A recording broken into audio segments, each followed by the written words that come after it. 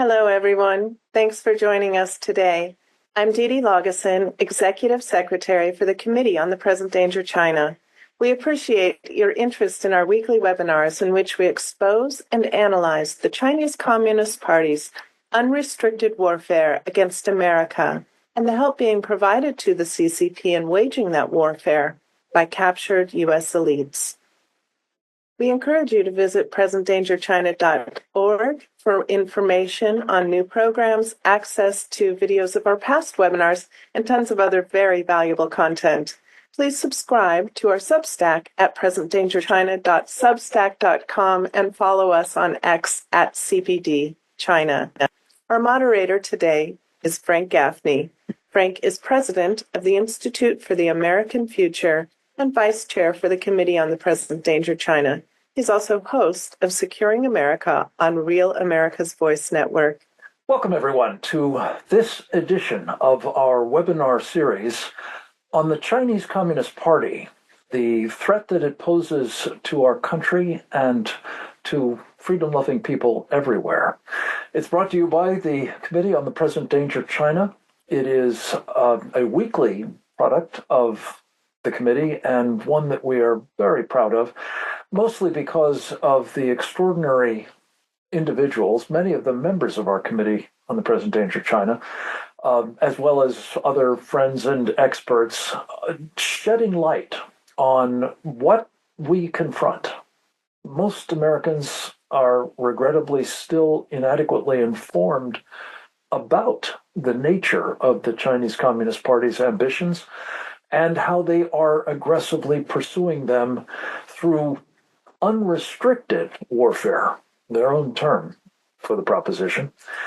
We are speaking to you in the aftermath of the introduction earlier this week of the 2025 Annual Threat Assessment prepared by the U.S. intelligence community and presented both on Tuesday and Wednesday of this week by the Director of National Intelligence, Tulsi Gabbard, the Director of the Central Intelligence Agency, John Ratcliffe, the Director of the FBI, Kash Patel, and others.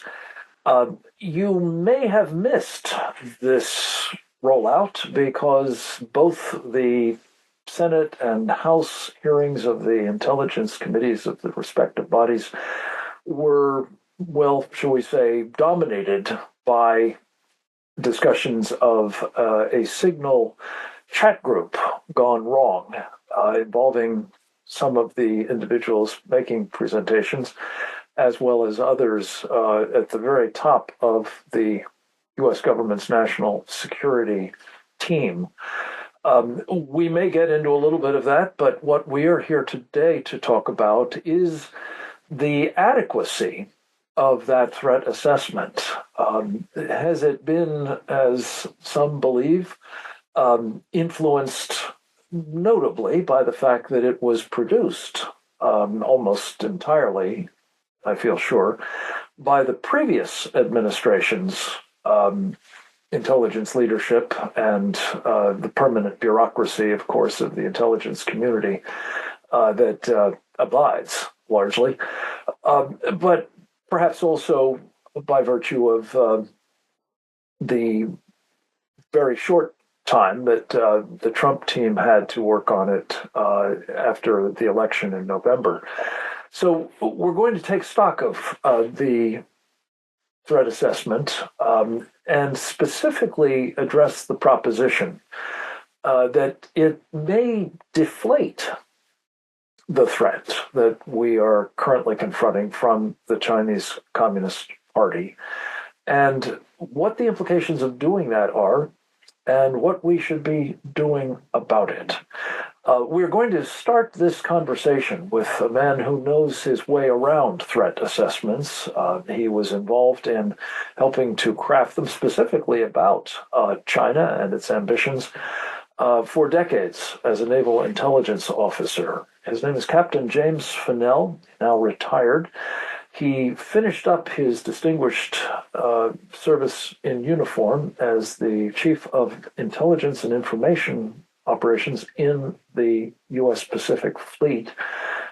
These days, he is a senior fellow of the Geneva Center for Security Policy, as well as a co-author with Dr. Bradley Thayer, another member of our Committee on the Present Danger China, of a very important best-selling book entitled Embracing Communist China, America's Greatest Strategic Failure.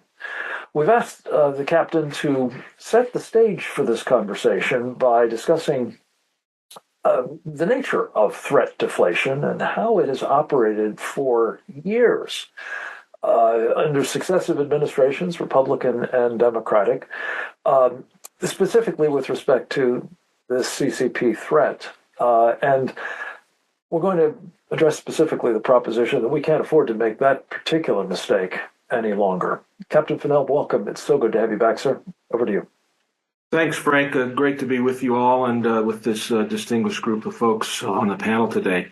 First, I want to just, acknowledge that it was Brad Thayer who coined the term threat deflation, and it was a central theme in our book. You can see a copy behind my shoulder. I'm not hawking the book, but if you're interested in what threat deflation is in more detail, we cover it extensively in the book. But in summation, it's essentially, it boils down to four areas that the IC failed in. And the first was to identify the PRC as an existential threat. This would have included identifying Deng Xiaoping's political warfare strategy of threat deflation precisely as a political warfare strategy to obfuscate and conceal the PRC's vulnerabilities. Second, the intelligence community over this last 30 years or so did not compel senior national security decision makers to address the PRC threat by illuminating the pernicious damage that engagement policies were causing. At the root of it, the IC aided Deng's political warfare strategy of threat deflation because the IC had for decades consistently promoted this policy of engagement. Third, the IC failed to follow the prime directive for all intelligence professionals, which is to know where the enemy is today, predicting where they will be tomorrow, and not being afraid of making a wrong prediction. And I think this fear of failure has been an excuse, or not an excuse, but a pattern that we see inside the intelligence community. People's careers, they don't want to risk their careers, so they won't say things that are controversial or maybe out on what could be considered a limb. And then I think the fourth area that describes threat deflation and maybe the most worrisome, and we're seeing it a lot, is the IC's adoption of a defensive attitude whenever their analysis and assessments are challenged in the public domain. And so this concept of threat deflation, we've seen it throughout the last 30, 40 years related to the PRC. And my area that I focused in on was the military assessments of the PRC. So when I looked at this report that we're discussing today, the IC's threat assessment, community assessment, and specifically in the military arena, I have a lot of concerns. First of all, it looks very similar to the DOD's report on the PRC that came out last December. Brad and I wrote a piece on that in American Greatness, talking about the limitations of that report. And in this one, China is mentioned 103 times in the report, which is more than last year's IC threat assessment. But this still contains what it frequently called the weasel wording. Things like probably is, the PRC is probably fielding this and may be exploring the development of that and will maybe pursue this and will likely that. A lot of ambiguity in the terminology and not a lot of context about the context of the development of these weapon systems and what they mean. One line that stood out to me was the PLA is making steady but uneven progress on capabilities it would use in an attempt to seize Taiwan. Well, if I'm a lawmaker in Congress and I've got all these other demands for spending money, when I read something like that, I get the sense of, well, it's not really an imminent threat, so I got time. And there's other references to time in 2027, 2035, 2049. There's not a sense of urgency and immediacy that many of us that follow this issue and follow the PLA and the other levers of power that the PRC is using and we actually consider ourselves, for the Chinese own admission, in war with China across many spectrums, this report seems to be lacking in that. There's nothing about the PRC's strategic nuclear force in terms of their nuclear breakout that they've had in the last 4 years, building 350 ICBM silos.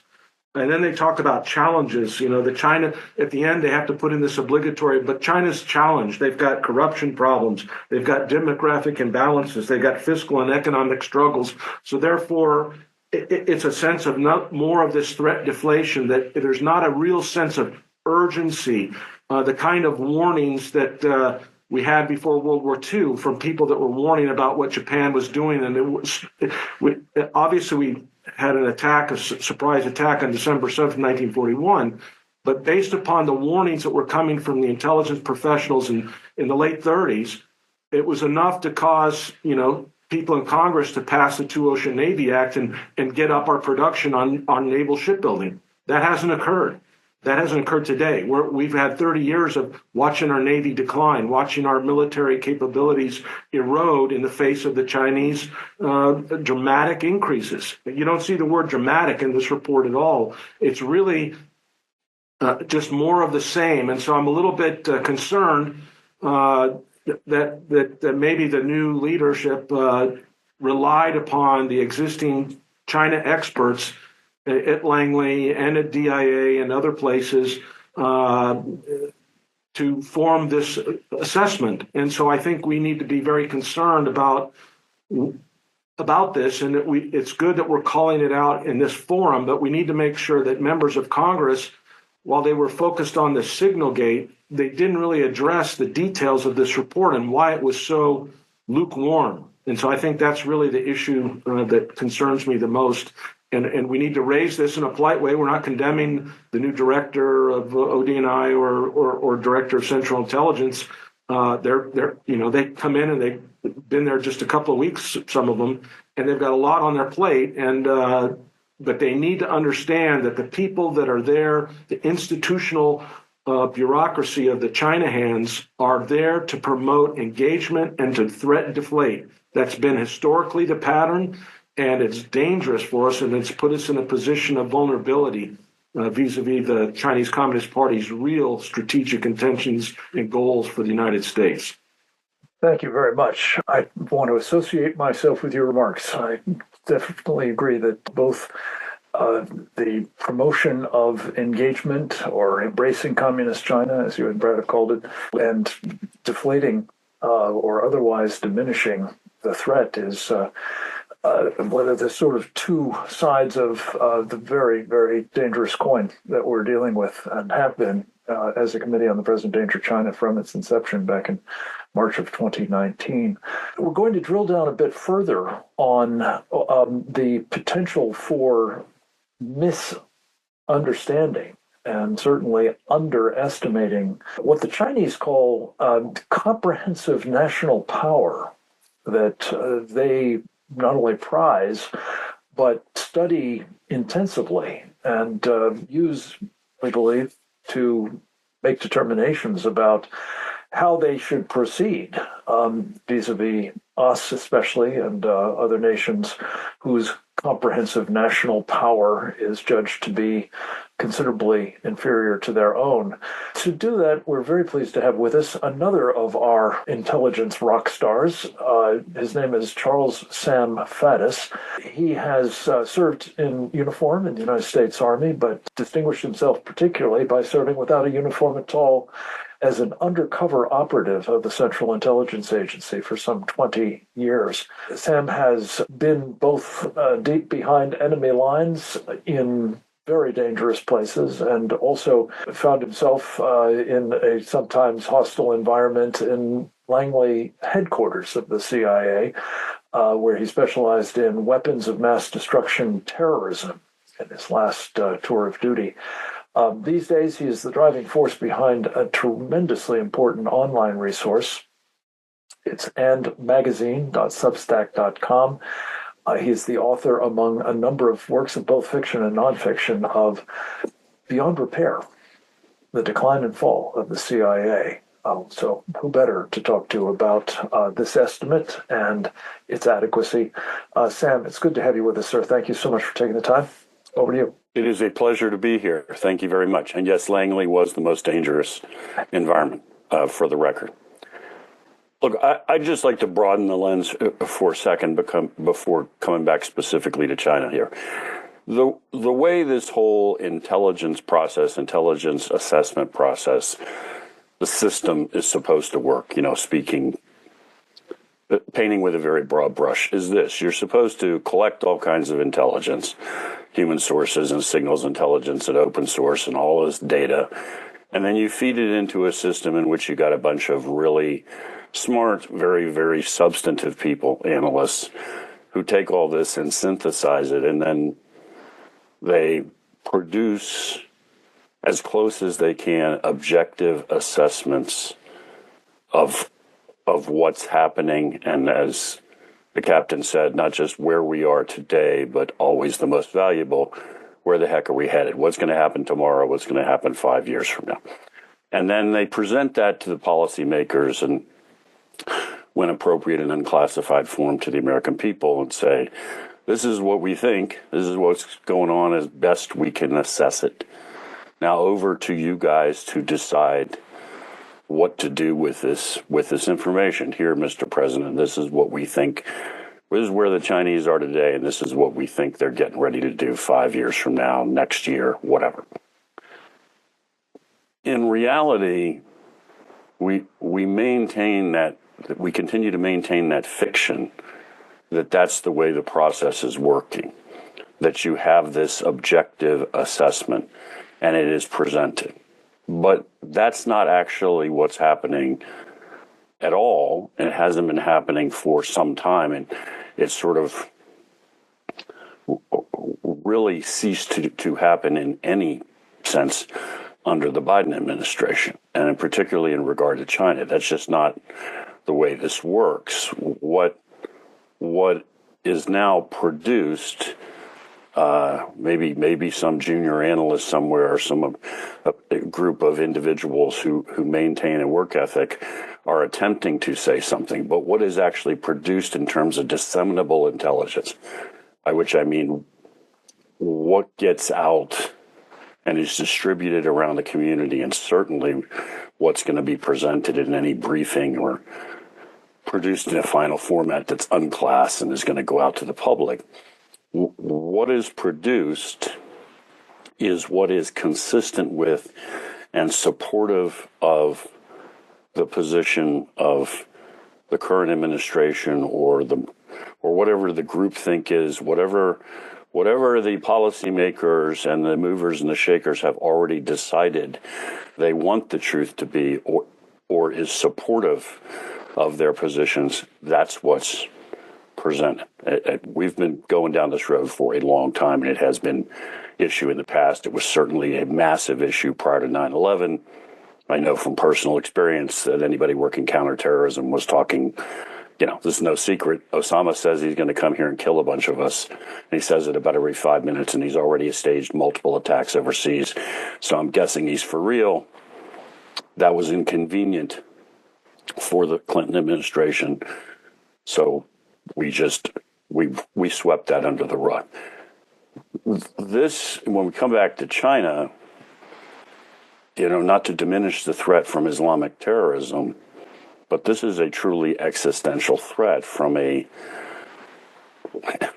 peer adversary that is rapidly acquiring the capacity to win a major war against us and supplant us as the dominant power on Earth. And yet I would submit to you that what we see is you are not allowed to speak truth about this in any sense that is going to get out to the public. I mean, what would the truth be? Well, again, painting with a broad brush in layman's terms. These guys, they being the communist Chinese, are moving at light speed. They've been doing that now for a really long time. They have acquired immense conventional military capabilities. They have acquired immense nuclear capabilities. They're not slowing down. They're gaining ground. And actually, most troubling, we no longer retain the capacity to begin with, industrial capacity to respond. We can't even keep up the size of the U.S. Navy in peacetime. We can't keep from having a declining force in peacetime.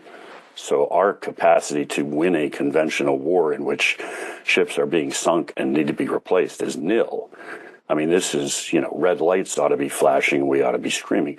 Why can't we do that? Why? I mean, particularly on this issue, why are we not allowed to say that? Because it brings us back to what Brad Thayer and Captain Fennell have written about specifically in their book, which is, if you follow this as a matter of common sense, what you got to say is, well, this is all a product of a massive strategic mistake we made to embrace communist China. We are financing our own destruction. We have built the machine that is going to destroy us. So the only answer to this is we have to change direction strategically. I mean, there are all sorts of other pieces, operational and tactical and so forth. But it all has to flow from the fact that we can't continue with this policy of making these people rich and more powerful and think we're not going to pay the price. We've got to change course radically. We have to go back to that point in time, and we have to adopt a completely different strategic approach. So to come back to your point, Frank, about, how the Chinese operate, well, why can't we do that?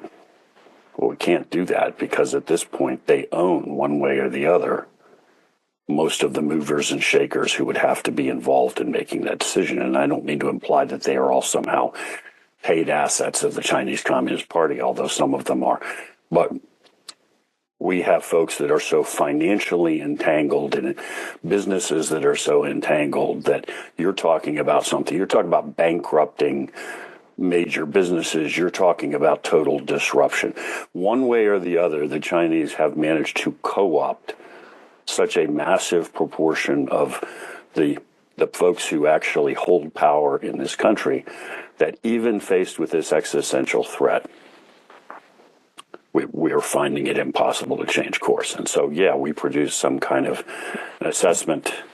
And again, as Captain Fennell says, it always hedges bets and says something bad's happening, but probably no time soon. Don't worry too much about it. And when what we ought to be doing is sounding alarms and screaming about it. And Pattis, amen again to that. This brings us, I think, seamlessly to our next presentation by another of our faithful regulars here at the Committee on the Present Danger China, one of our most prolific contributors to its work. That would be Colonel Grant Newsham, United States Marine Corps, retired. Grant has been both a combatant in this struggle to preserve our freedom in uniform, and since he took it off, notably as a foreign service officer in our embassy in Tokyo, and in the front lines of freedom, notably in Japan, but I think he's stationed more generally, where he's been a businessman and entrepreneur for many years. He too is an author. He too is an author of a very, very important and very timely analysis entitled "When China Attacks: A Warning to America." And I can't think of anybody better to take us to the next step, which is, given the shortcomings that have been identified by our previous two presenters in this 2025 threat assessment, do we need a redo? Is it necessary really to have a do-over in light of the biases of those that have been its author in the first iteration and the necessity for the kind of fresh assessment, fresh look at all of this that in particular we've just heard from Sam Faddis. Colonel Newsham, thank you for, as always, making yourself available. It appears that you are not in Japan at the moment. I don't know if that's Kansas, where you are, but we're very, very pleased to have you with us wherever you are, and want you to address, if you would, the question of is the current assessment an appropriate, indeed an adequate basis for contending with the actual Chinese Communist Party threat? Thanks very much, Frank. And unlike Captain Fennell, I am hawking my book. But that said, well, looking at this threat assessment, it's really not. It doesn't really give you much guidance of what to do. If you read it, you would and tried to follow it, you'd be confused. You'd probably lose. It really gives you no idea how much of a threat China is or what kind of threat. What it does is describes a lot of actions, a lot of things China's doing, but it doesn't really lay out any comprehensive strategy that the Chinese are following. It doesn't give you really any sense of what their objectives are. You'd have no sense that all these things you're reading are part of a larger sort of systematic effort to destroy the United States. That's their stated objective. There's no mention of political warfare, and really the 30-plus year campaign the Chinese have been running that's been very effective. It just seems like they're doing stuff, is how you would put it. There's no mention of elite capture, and that's the getting Americans of influence to do China's bidding, as laid out very carefully and in detail in Peter Schweitzer's books, and nobody ever sues him. There's no mention of that when it comes to fentanyl that's killed probably 750,000 Americans in the last decade plus. It blames it on transnational criminal organizations, the cartels. There's no mention of China's involvement in that. In fact, it says that Xi Jinping can't control the so-called private Chinese companies providing the fentanyl precursors to the cartels. So he doesn't know anything about it. Well, this is getting a fundamental thing pretty wrong. No mention of the Chinese having taken over the money laundering, the sort of the currency exchange part of the fentanyl business. They took it over from the Mexicans. It doesn't get a word. And this is puzzling. No mention of the United Front Works Department that the Chinese have that has so effectively sort of basically driven large parts of their political warfare effort and subverted U.S. thinking on this. And to miss these kind of things, if you're trying to come up with some strategy to deal with China and you don't know about these things, they're not in here, you're going to have a hard time. In fact, you read this book or read the report and you think it was all our fault. It makes references to fear of the United States being the reason for strong Russian and North Korean ties, and China, along with China. Describes China's activities in the going after our and our allies' surveillance and intelligence aircraft in international airspace as just pushing back. No big deal when they're pushing back against U.S. military operations near China's border and in its maritime and airspaces, just pushing back. Nothing much to worry about here. The Chinese and Russians are said to be reacting to perceived American aggression and American efforts to contain. Well, you'd almost think if you read this and you were concocting a strategy that we were the ones who provoked the Chinese. There's the stated objectives in this report of China's sort of what they're physically trying to do. It's the South China Sea, the East China Sea, and Taiwan. There's no mention of China's global objectives, which they've been very clear about. They've stated this.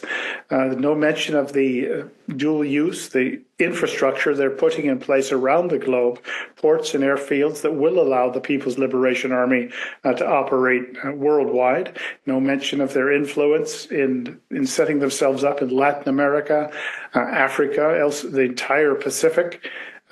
And this game of Go that the Chinese are playing that is just getting it all over the place and behind us and surrounding us. There's no mention of that, which is the larger strategy that they're doing. So you'd read it and you'd just be left just puzzled. There's even a comment that the Chinese are more cautious than the Russians, the North Koreans, and the Iranians because they're afraid of their image. You read this and you repeatedly you're saying, You get a sense that we have time before anything really serious happens. 2049, that's when China will have a world-class military. And so, what's the urgency there? There's no mention of the fifth column that China has put into the United States, drones that you can weaponize and take out our, aircraft on the flight lines before it even gets anywhere close to the Pacific, missiles in containers, no mention of that. And that is important stuff when you're talking about the military threat we face. When it comes to Taiwan, as was mentioned, the words they use is the PLA is probably making steady, uneven progress to take Taiwan. Well, for $100 billion a year in an intelligence community budget, you ought to come up with better words than that, that aren't watered down like that. It just states that, well, it's just resolving an issue from the Chinese Civil War. Once again, nothing to worry about. There's no sense that why Taiwan is important, why China wants it, why we should care. It's just some islands if you just read this and didn't have any context. No clear mention of Chinese aggression against the Philippines, against Japan. When it comes to Japan, it just describes it as, well, there's some tension down in the South China, down in the around the Senkaku in the East China Sea. Well, the Japanese would look at that as a lot more than tension. When it comes to bio-warfare, once again, you get this wording that is just astonishing. Well, most likely possible capabilities relevant to chemical, biological warfare. Well, we know open source stuff tells you that the Chinese have a very active bio-warfare effort going, and this is most likely possible. This is strange. References to Xi sanctions proofing his economy, which definitely ties into the threat we face. No mention of it. China's national intelligence law that requires every Chinese person everywhere to cooperate with their intelligence. No mention of it. Chinese presence in our universities and laboratories. No mention of it. It does do a pretty good job on cyber, that threat. The pharmaceutical dependency we have, yes, it mentions the dominance, but it doesn't tell you what happens if China plays that card. There's a reference to malign influence, which seems to be about as close to saying political warfare as they can, although it's not at all the same thing. And all it says under malign influence is, well, the Chinese are saying nasty things about us. Once again, no evidence of or talk of this systematic political warfare, psychological warfare being waged against us. It goes on and on. Particularly, you get these lines about domestic matters in China undermining the PRC's position and standing abroad, reducing their ability to compete with U.S. leadership and shape global perspectives. Really now. You'll go to the Pacific. Federated States of Micronesia, Solomon Islands, Latin America, Africa, Germany, and tell me that China's global standing is on the wane. Once again, also no mention of Chinese support to North Korea, which very much ties into the threat to the United States. So at the end of all of this, you'd read it, and if you didn't know better, you'd have no idea what we should do, why we should do it. It doesn't identify any real Chinese weaknesses. If I was Tulsi Gabbard or John Ratcliffe, I would have had a couple of people who knew China read this thing before it went anywhere. And that's being optimistic. One does wonder if there's more going on here than meets the eye. But this, in terms of offering a roadmap of how to go after China, it deserves an F. And if there's some grade lower than that, that's probably what I would give it. And once again, for $100 billion a year in intelligence budget, we're not getting our money's worth. So thanks. Thank you for that thorough critique. And again, it speaks to the challenge of our time. We really is witless about this problem. At the level of the United States government, its intelligence services, no less, as seems to be the case. And I wanted to conclude these presentations with remarks from our chairman of the Committee on the Present Danger China, Brian Kennedy, specifically addressing, I think, the very pregnant question that we're left with as a result of Captain Fennell and Sam Faddis and Colonel Newsom's analyses. Does this product reflect and align with the understanding of Donald Trump of what the Chinese Communist Party is up to? And I guess more to the point, is it likely that he will be guided by this analysis? And to be fair, I think we have to say there is a classified aspect to all of this assessment. It's not just what's available to us in the unclassified, and one can only pray that it's better done and it's more complete. Numbers and data that is withheld here is presented there. But Brian, I'm anxious to get your thoughts as to whether we're likely to see, if the president, for purposes of discussion, is in fact guided by this product, whether he would be pursuing the right policies towards China. So we're glad to have you with us. My friend Brian is the past president of the Claremont Institute, the present president of the American Strategy Group, and of course our fearless leader at the committee. Over to you, sir. It's a great idea to have this panel because I think a lot of folks were a bit curious about what got said this week when Director Ratcliffe and Gabbard were there in front of Congress. It's an interesting exercise every year, this annual threat assessment. And even though there is a classified briefing that they give, this is their audition to the American people that the $100 billion that Grant referenced is being well spent. And it's designed to give us confidence, talking to our representatives in Congress, that they have assessed the threats to the United States appropriately and that they can describe them to policymakers, including the President of the United States. Now, I think I agree with everything that's been said today. I will say that this is an intelligence community that has been making war with Donald Trump for the better part of a decade. Not all of them, obviously, but many of the leaders of it do make war with President Trump. We saw the famous case of the 51 former intelligence officials sending a letter, that in fact Joe Biden's Hunter Biden's laptop was Russian disinformation, and using the intelligence community, John Brennan and others, to undermine the president's, political and other authorities. So this is something that's not going to have been fixed in the course of essentially weeks that the Trump administration has been going here. One imagines that most of this report was produced at the end of last year and is updated prior to these publications and presentations. I don't think they reflect the president's understanding of the world today. Most of the report doesn't speak about the severity that President Trump believes is present in the world today. Certainly, he sees communist China as not merely an adversary, but as an enemy. Now, an enemy that he'd want to do business with, strike better trade deals with, engage in all sorts of, dealings with, but one that is clearly an enemy. President Trump believes, for instance, in a national missile defense.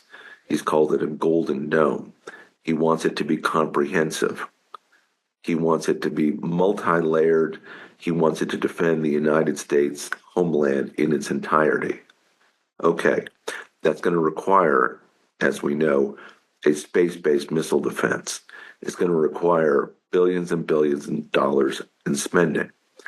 It's going to be much more affordable, actually, than people think, but we can leave that for another time. The key point is President Trump wouldn't do that push toward a national missile defense that way after reading this report. This report, it wouldn't be necessarily that urgent a thing. It might be nice, but it's only, I think the exact words that they use, in fact, are, and I don't think Grant referenced this, When it comes to ballistic missiles, they say China remains intent on modernizing, diversifying, and expanding its nuclear posture. But it says their threat would be catastrophic, could deliver catastrophic damage to the United States and threatening U.S. military forces here and abroad. Catastrophic. It could be regime ending. And President Trump understands that. It's not just catastrophic, it's regime ending. With a EMP weapon, they could knock out the electronics of the United States. And so that kind of a threat it would cause the United States to lose control of the government. So it's not just a catastrophe. That's one reason why President Trump believes in building a national missile defense, for instance. And so I think the report doesn't explain that adequately. It does do a few good things, or at least not even good, just things that it should be doing. It talked about the cyber threats that China poses. Again, there's a lot of wiggle words, and they don't do as good a job as they should. There is a reliance too much the United States has on pharmaceuticals, but as Grant mentioned, it doesn't push hard enough on any of those. You look at the report and you think that things are just going fine and it's business as usual, and we really shouldn't be all that concerned. President Trump is concerned. Pete Hegseth is concerned. The rest of the national security establishment of the Trump administration has been concerned and is taking steps on a variety of fronts. The new fighter aircraft, modernization of certain parts of our Navy, various other things that are absolutely essential for dealing with the existential threats of communist China, the existential threat posed by Russia. Iran is very much soft-pedaled in this report.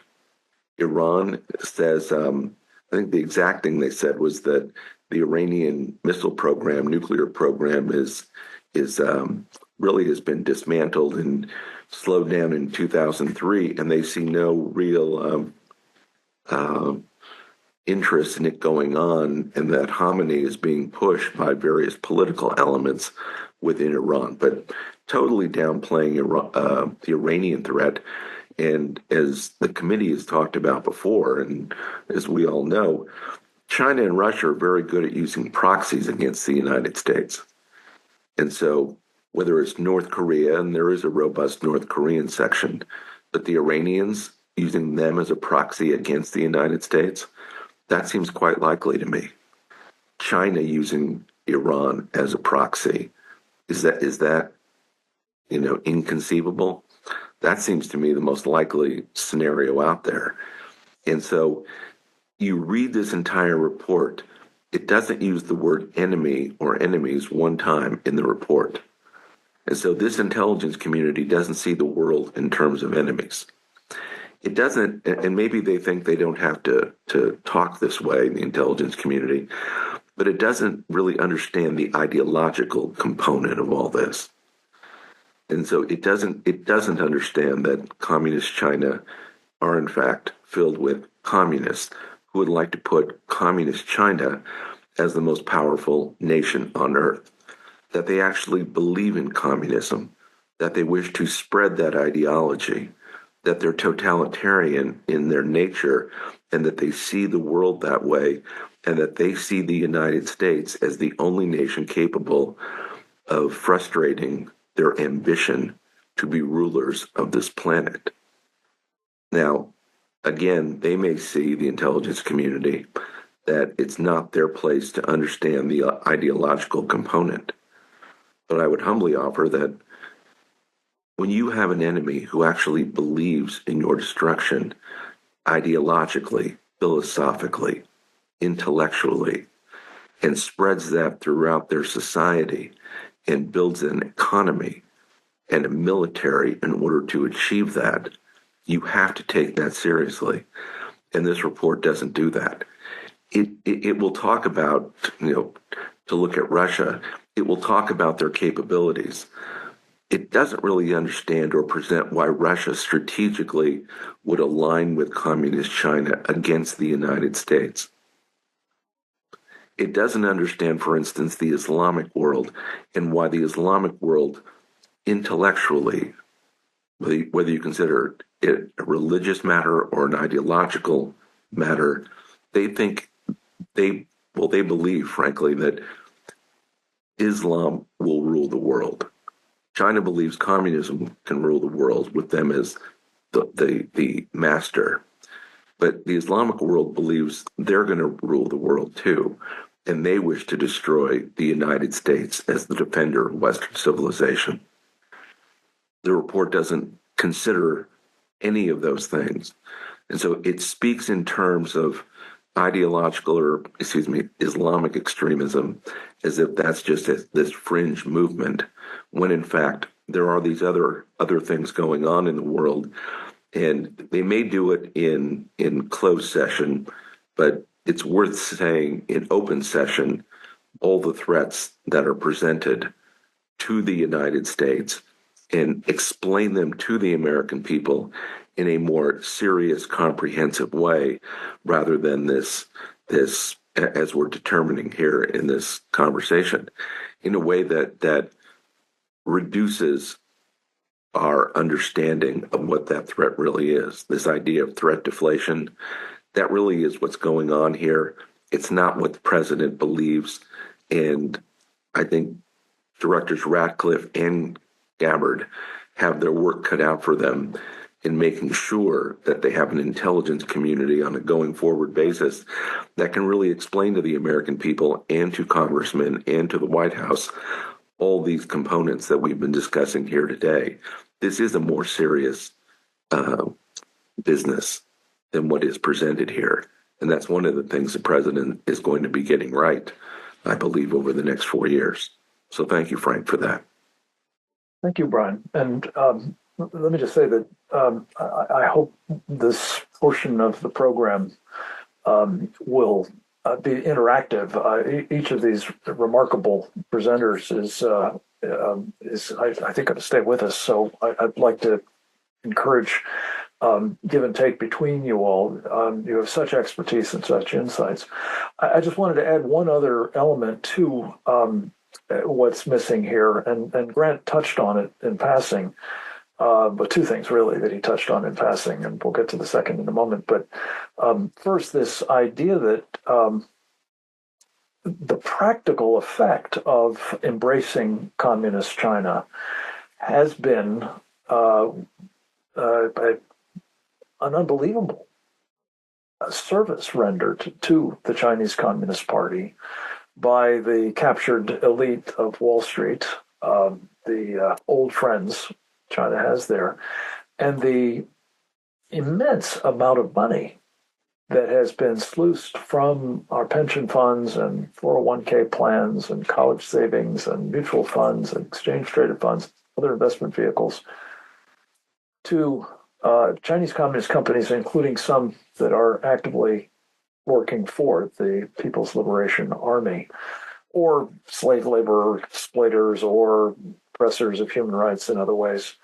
And Brian Kennedy and I, yesterday, on behalf of our committee, wrote two letters on this subject. One to Paul Atkins, the man who has been nominated by President Trump to become the next chairman of the Securities and Exchange Commission. And in that capacity, if confirmed, would be the guy most directly responsible for having, enforcement of the America First investment policy the president announced on February 21st. The second letter went to four of the Wall Street captured elites, I would call them, masters of the universe, I guess is how they think of themselves. That would be Jamie Dimon of JP Morgan and Brian Moynihan of Bank of America and Ted Pick of Morgan Stanley and David Solomon of Goldman Sachs, four individuals and their companies that are now actively trying to pour another $7.7 billion and maybe considerably more into one of the worst of those Chinese companies, a Chinese military company operating in the United States, according to the Pentagon. By the way, Joe Biden's Pentagon, no less. It was announced in January. And then also accused by, among others, Marco Rubio, when he was in the Senate, of being a slave labor exploiting operation. It's utterly unacceptable that this China first investment play is going forward as a direct affront to and I believe effort to sabotage what the president has laid out in terms of America First. So we've talked about this in previous programs, including last week. I strongly commend to all of you the conversations there, but wanted to sort of tee this up as a topic for our conversation today as an example of something that was not noted in this assessment. The incredibly important effect in enabling all of the things that one might say are worrying about the Chinese Communist Party, its threat to us, military and otherwise, that is essentially being underwritten by the American people, among others. Any comments from you gentlemen on that topic, and whether this is another example of a serious shortcoming of this assessment? It's an example, of course, of the economic piece of it. Obviously, these threats. Now they do mention China and the economic piece, but they don't really understand it correctly, and they don't present it correctly. I think that's the worry that we're having here or expressing here. You have these captured elites in this country, witness, Wall Street, and they're willing to finance the buildup of China's military and ask U.S. investors to put their hard-earned dollars into a series of corporations that are building China's military of the future. And the Chinese are still in a people's war with the United States. On its face, that is utterly absurd. And this report should reflect just the commonsensical nature of all this. That's what's really missing here. Just common sense. You can open up a newspaper and read how serious the world is today. You look at what's going on in the Middle East with the Houthis. Who's behind that? It's Iran. Who's behind Iran? Communist China. Who is Communist China's strategic ally? Russia. Okay, you can read that open source in a series of newspapers. Getting these reports to reflect that commonsensical understanding of how the world is working, and that the United States and its citizens should not be investing in corporations, whether it's Communist China or Iran or Russian or what have you, that are making war against America, American interest, and Western civilization. The report needs that. The U.S. government needs, again, that understanding. And as I was saying, President Trump has that understanding, partly because it's just commonsensical. He sees what's going on in the world. He sees it has to stop. And let's hope that our intelligence community and our political representatives will impart that on a new generation of Wall Street, bankers who can actually, again, do what's in the American interest and not what's in their own personal interest. Thank you, Brian. Let me turn to a different topic. And again, I think you made passing mention, Grant, to the fifth column. One of the things that, as listeners to these programs know, I've been preoccupied with, and I think we all should be, that got no mention of this problem at all in the assessment that I saw, at least, is the fact that we have, by some estimates now, 120,000 People's Liberation Army personnel, to be technically accurate, unaccompanied military-aged men who look a lot like and seem to comport themselves a lot like military personnel inside the United States. As best I can tell, we don't know where they are. We don't know what they're doing at the moment, let alone what they presumably are here to do.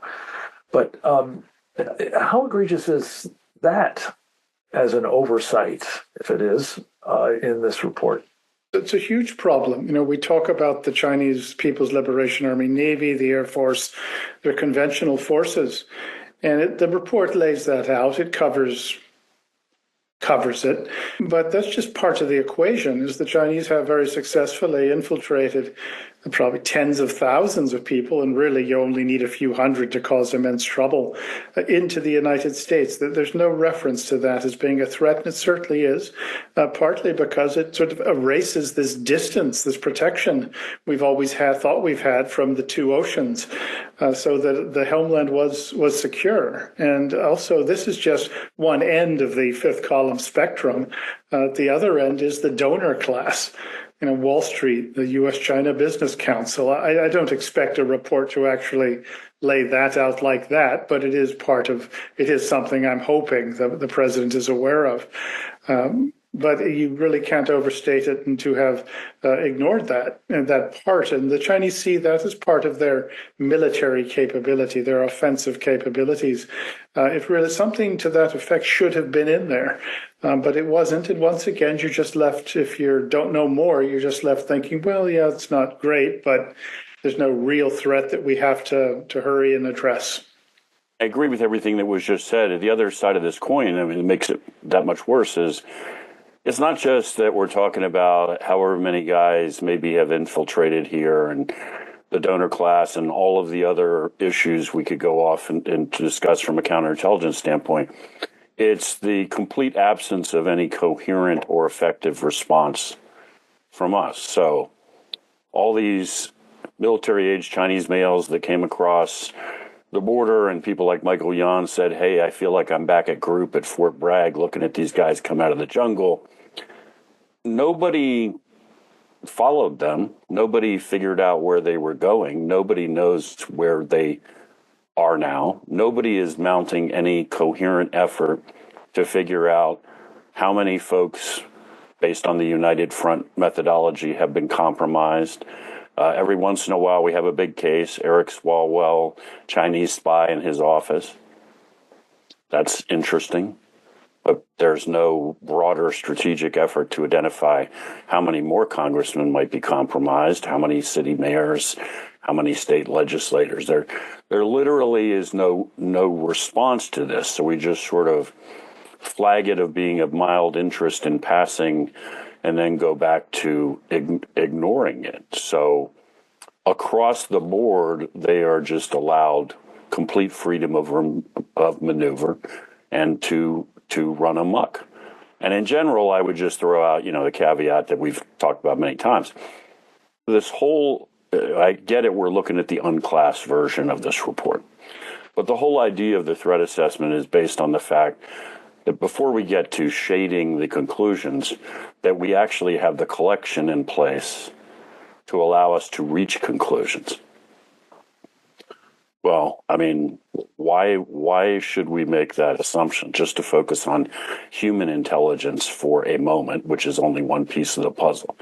And you want to know whether the Chinese are going to invade Taiwan. Well, there's obviously a lot of intelligence you can gather by other mechanisms, the assembly of troops and vessels and signals intelligence. But the single most important thing you need is the guy who's sitting at the most senior levels of the Chinese Communist Party, who's going to tell you whether this is a bluff, whether they're encircling Taiwan this time as just a repeat of what they've done before. They're really getting ready to impose a blockade.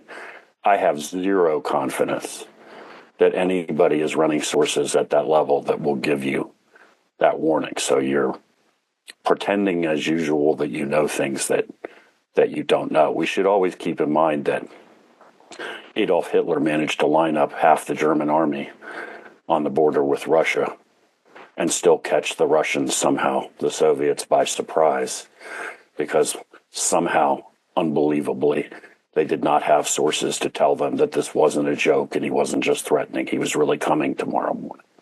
So that piece should not be ignored. Captain Fennell, you've, of course, devoted most of your career to the assessment of the Chinese military. I did want to just draw you out on this this characterization of, of a chemical warfare program of the Chinese Communist Party.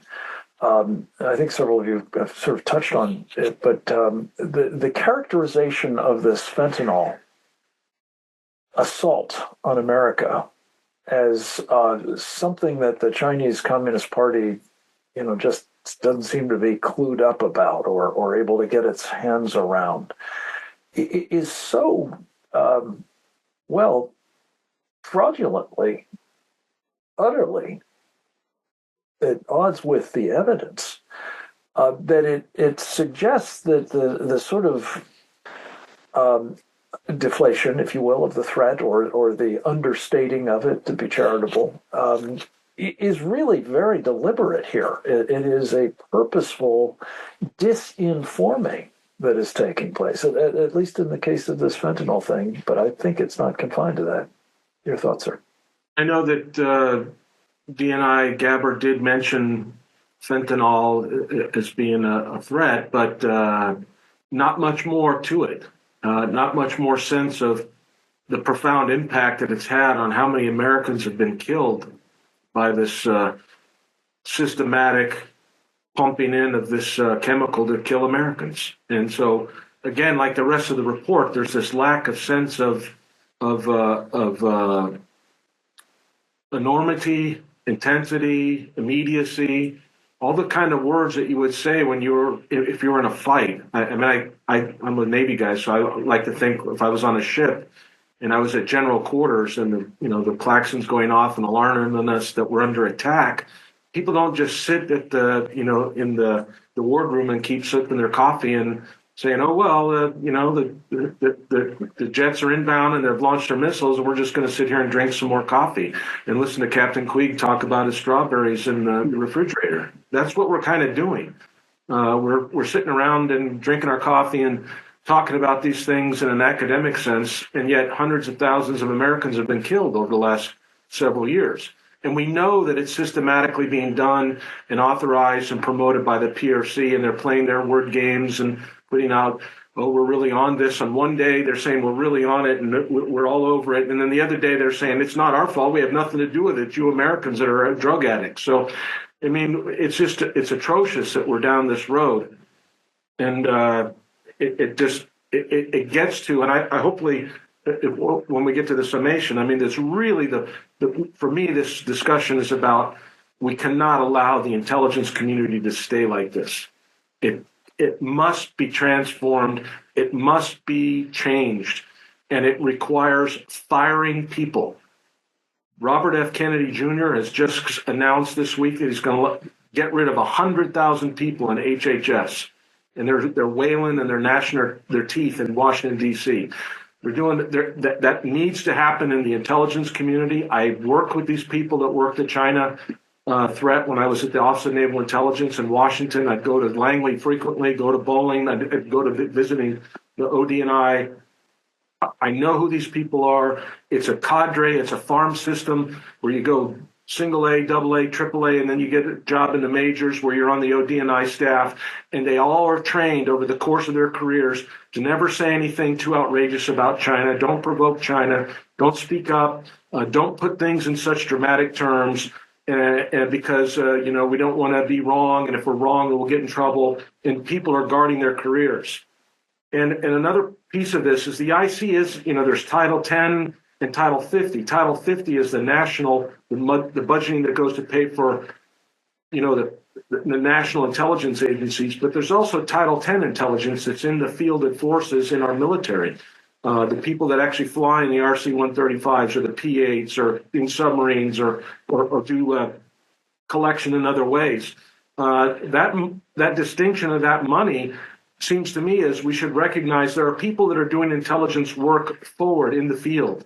It's not the same stuff that Sam's talking about, and he made a very excellent point there, and we should not forget that. It's a very key point, and it's changed, and we've seen the reports over the last, that a decade ago there was a huge gutting of our ability to look into what was going on from a human intelligence standpoint. But when you get to the rest of the intelligence capabilities, there's a lot of people forward in Indo-PACOM, at our country teams, in the embassies, in our various allied country teams and things of that nature, and from our allies. So I would hope that we would be talking about how do we reduce the size of the DC-based intelligence community. They're non-value added. They're politicized. They produce PAP like this. It is PAP, and we need to get rid of it. And we need to get people out doing real intelligence work, and then let a handful of people do what we've done since the end of World War II, where people were able to figure out, a handful of people in DC able to figure out and deal with the Soviet Union. We had ups and downs, and not all of it was successful. But the fact of the matter is, it's become a white-collar welfare institution where you have cadres and cadres of people that are working down in the trenches at GS 12s and 13s, and then they work their way up. And the ones that rise to the top are the ones like John Brennan and Clapper and the people that are the liars, the people that's 51 people that signed that letter. That's what we've built, and that's what we're seeing in this report. So my recommendation is that the new administration, it's going to be difficult now because they signed up and they put their names on these documents, this document for this hearing. So next year or throughout this year, you're not going to probably see DNI Gabbard or Director Ratcliffe come out and say, that report we put out in the first weeks of our administration was crap and it was really wrong and we're going to redo everything. They're not going to do that, but they should. That would be the best thing that they could do. Then they should bring in a team B, people that are outside the system. They don't have anything, don't have any vested interest in being paid or anything like that, just to speak truth. And then third, we should start teaching people about Chinese Communist Party ideology and how that applies to the way they approach and look at the world. We don't have enough people that understand that, and how that influences, for me, how that influences PLA doctrine. So we need to do a better job of teaching the ideology that's trying to destroy us. Thank you. And let the record show you throughout your career in naval intelligence and in the intelligence community more generally, I think were a prime example of the opposite of the hedgers and the go along to get along types who populate the farm team all the way up to the ODNI. Could I just pick up on something you just said? Team B is a reference to something that was, I believe, a decisive factor in winning the Cold War against the Soviet Union. It's been a model for us over the years, including this product of basically our Committee on the Present Danger China team. The book is entitled "The CCP is at War with America," and its subtitle is a Team B report on the COVID-19 biological warfare attack. And a number of you participated in it, and it was an effort to provide competitive analysis, which was the idea of Team B. It was competitive analysis with that of Team A, the official intelligence community assessments during the Cold War. And this case, we're going head on against the intelligence community's assessment that, I just can't really tell where that COVID-19 thing came from. And in a way, it's carried forward in this assessment, isn't it? It's not as clear about that not only do guys have an active biological warfare program, but they have used it against us and killed over 1 million so far in this country alone as a result of it. And that's on top of the fentanyl and so on. So a very strong amen to your idea that at a minimum, whether they decide to shred this document and do it over again, or whether they just get a second opinion on it. They ought to be putting together people like those of you who've been presenting today for an unvarnished analysis and a second opinion that would become the basis, I think, for a vastly more informed, yes, but also effective response to the Chinese Communist threat. Just very quickly do a summation, if you all would, on this proposition.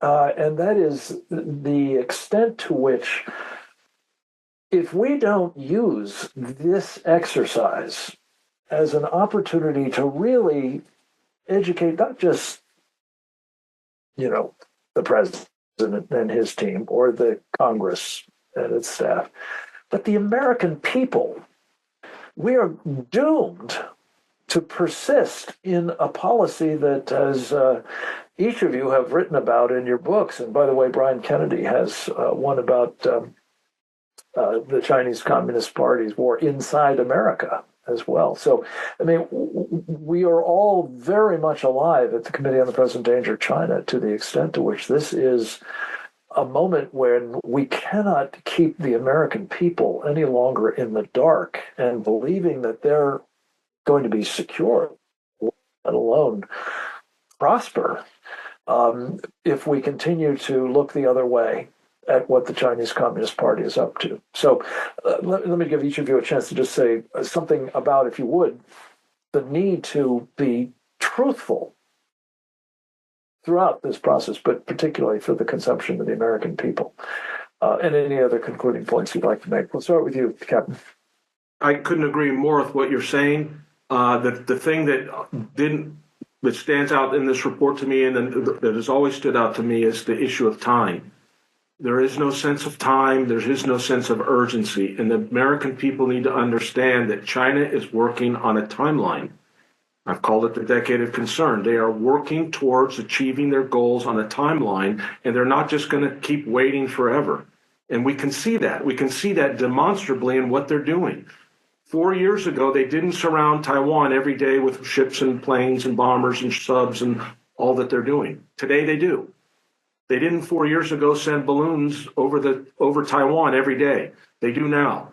We can say the same thing about different economic things. We can say about every facet. They don't put as many satellites 4 years ago as they do today. They didn't have the nuclear ICBM silos. The time is ramping up for them to take action.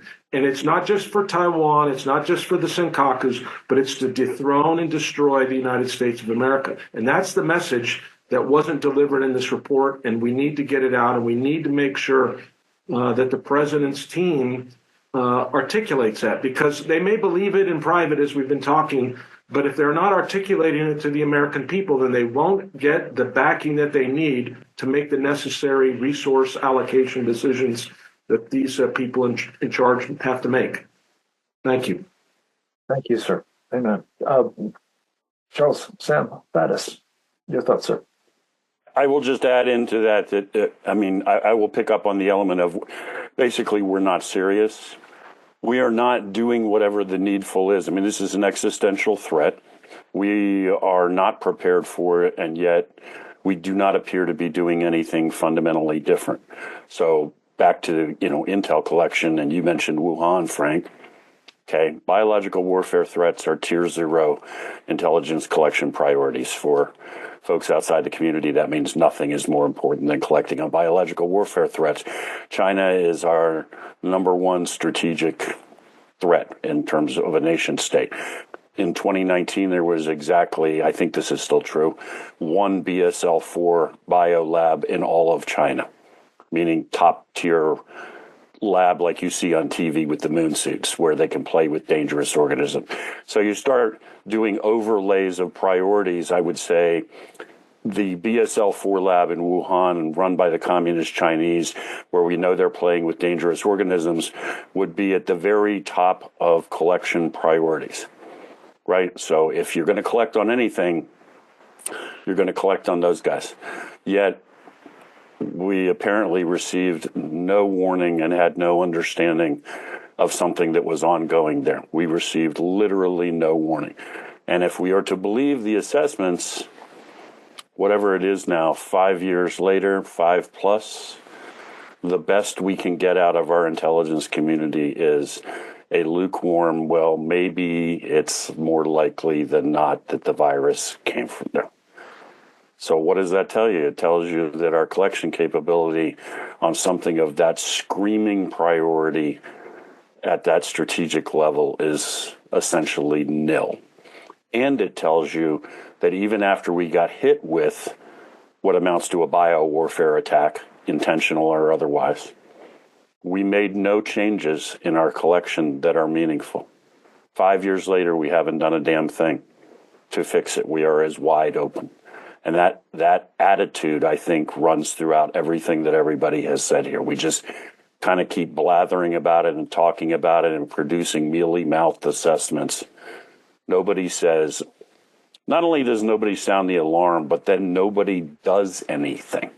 We don't change course. We don't alter anything.